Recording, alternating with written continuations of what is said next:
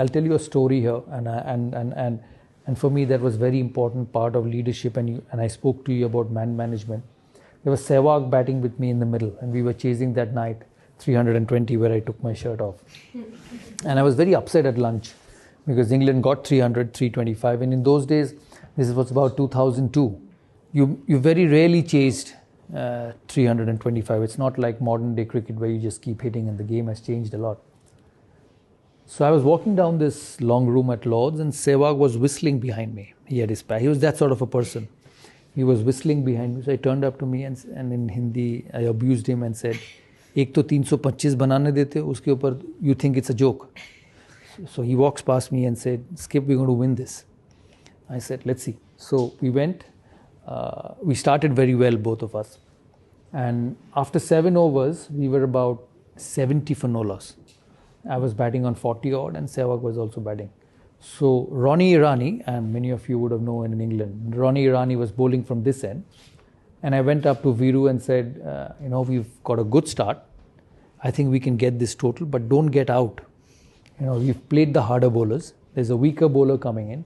Let's just keep taking 6-7 runs and over, because that's what we need. He said, yeah, fine, no problem.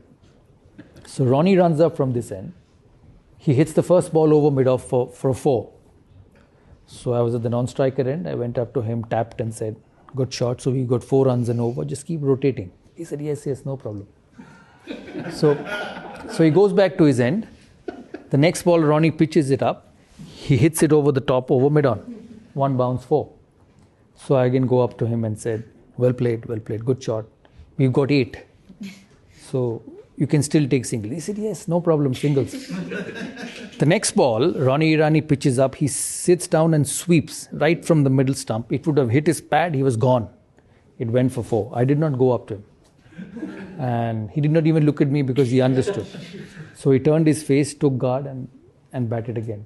The next ball, he again hit him over covers for 6. So there were 5 balls. He hit 5 boundaries.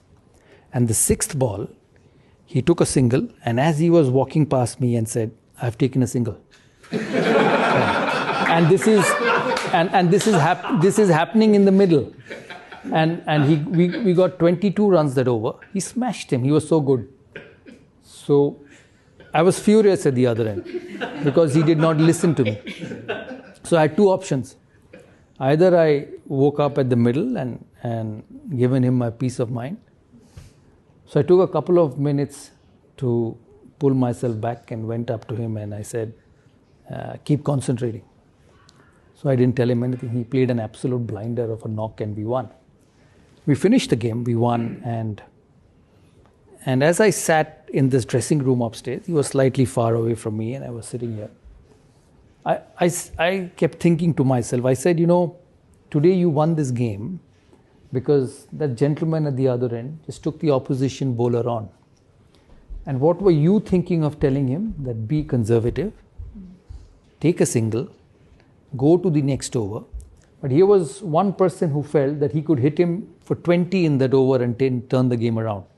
And I say this to all of you here because sometimes as a leader, when you work with different people, you have your own way of doing things, your own way of being successful, and you go and tell him, hey, this is the way I think is right. Let's do it. And we'll win that way. But there's the other person who's more talented, who's more gifted, who looks at things differently and probably has a better solution than you. And it was Sehwag that day who had a better solution than me. And it taught me a lot. We did win the game, but it made me a better captain. And a couple of days later, I met him at the breakfast. I said, why did you do this? So first question he asked me, are you angry on me? I said, I was, I'm not anymore. He said, good. I said, I told you to play singles. Why did you hit him? He said, I felt that was the best thing to do at that particular moment. He said that was the best thing I felt would win India the game at that particular moment.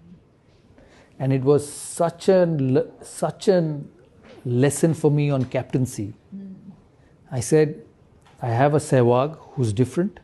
I have a Dravid who's different. I have a Ganguly who's different and I have a Harbhajan Singh who's different. They can't play the same way. So if I have to be successful, I have to understand that they win cricket matches their way.